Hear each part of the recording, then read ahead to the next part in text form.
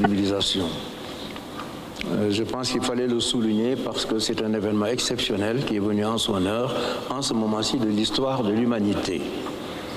Je n'ai pas la prétention de représenter l'Afrique. Je dirige un petit État qui s'appelle le Sénégal, qui a 11 millions d'habitants, mais j'ai mon point de vue simplement que je vais exprimer dans ce débat. Pour dire que, sur le plan général, quelqu'un me disait l'autre jour, en français, ami, qu'il y a beaucoup de gens qui ne savent pas que nous avons changé d'air. Nous avons changé d'époque.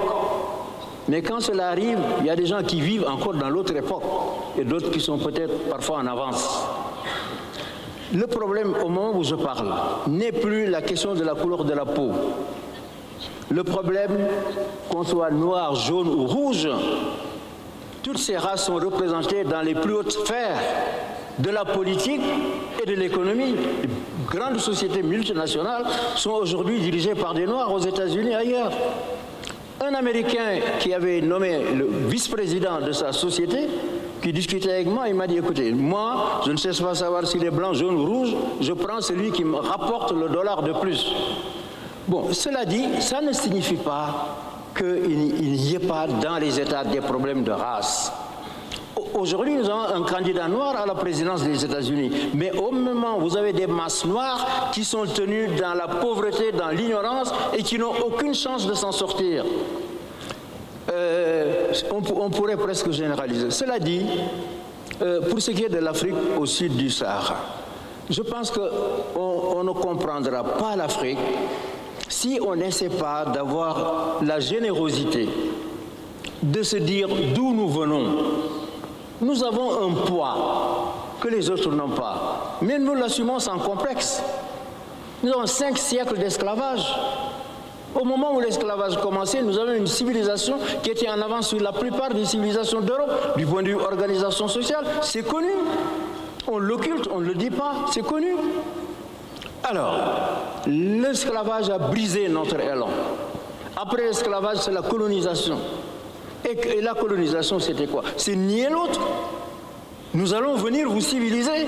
1865, lorsque les grandes puissances se sont partagées l'Afrique, chacun a pris un morceau, ce sont des sauvages. Qu'est-ce qu'était un sauvage? Celui qui n'est pas comme moi. Mais aujourd'hui, ça a changé. Nous avons dépassé cela. L'histoire a réglé ce problème, puisqu'on reconnaît qu'il y a une civilisation négro-africaine. Hier, avant de venir ici, j'ai présidé la commission internationale qui prépare le Festival mondial des arts nègres. Et cela, c'est une vieille histoire pour montrer tout ce que nous apportons à la civilisation en tant que négro-africains. Cela est accepté. Donc, je dis qu'il y a une évolution qui est en train de se faire.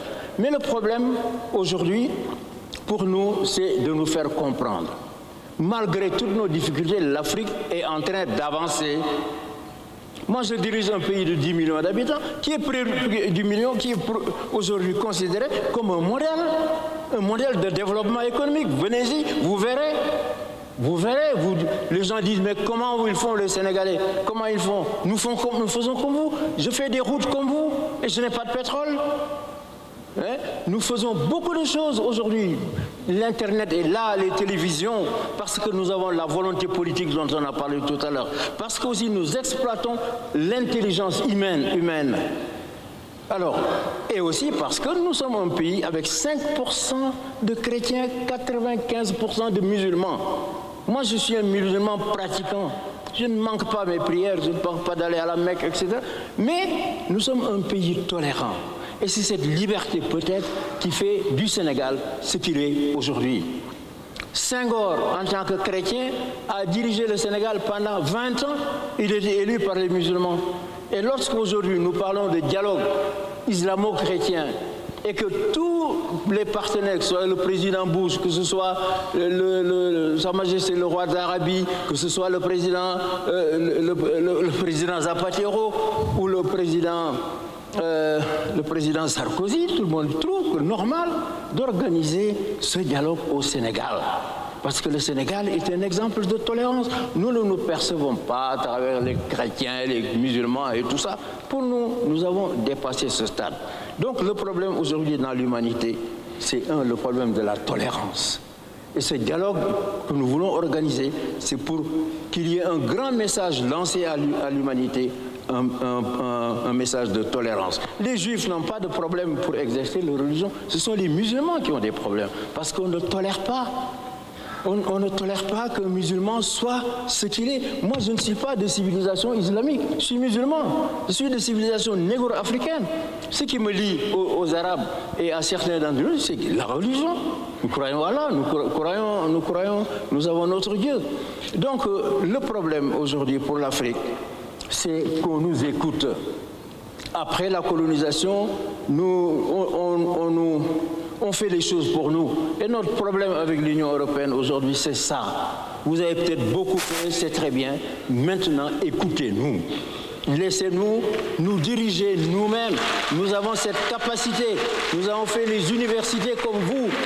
Nous avons fait les universités comme vous. Ça soit en France, en Allemagne, aux États-Unis. Tout ça.